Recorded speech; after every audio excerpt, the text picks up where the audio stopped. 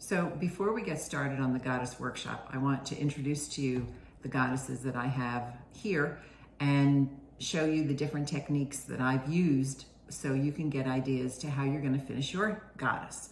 So the first one I'm going to introduce is the goddess of fashion.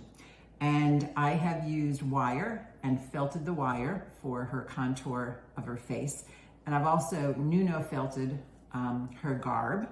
And there is wire inside of the leaves that are that create her headdress, the goddess of fashion. I have the goddess of air. Now, this is a more complex one. This is incorporating actual paper. But what I do like so much about it is the soaring birds that come out of her. Those are all polymer clay, and they're attached to wire, and the wire just goes right into her body. Then there's the goddess of the galaxies. And so same thing, these are felted balls, and there is a felted balls video. And these are baubles and beads. This is just bronze tubing that I've cut, and with a filament or fishing line, it goes in, connects through a bead and comes out, and that way it all stays together. So that's the goddess of galaxies. Then there's the goddess of nature. Again, she has the birds, because it's nature, on the wire with the polymer clay. She's got some nice texture going on here, and then I've covered the wire and to create her bird's nest, and using multiple colors for just a really textured and wonderful color selection of for her body. Then there's the goddess of mischief.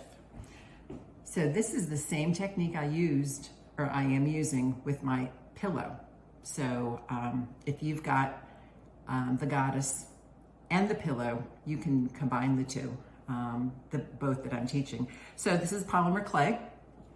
I have laid down the wool, so it will felt to look like the window. And then what I did is I embroidered the outside to accentuate the window.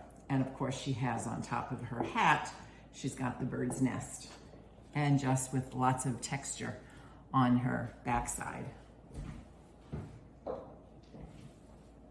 Then I have also the goddess of joy. And why is she the goddess of joy? She has joy abstractly, but it's large in there and written into her body using ink, but all of her color is all Nuno felted with the silk. This is just felted, beaded, and then sewn on there.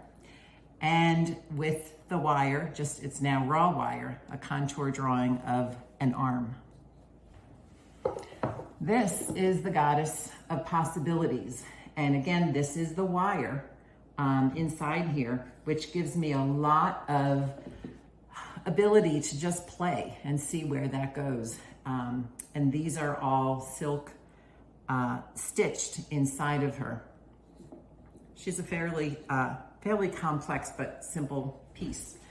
And lastly, we have the goddess of the rainforest. And actually there's a story here, because this turned out just really terrible originally.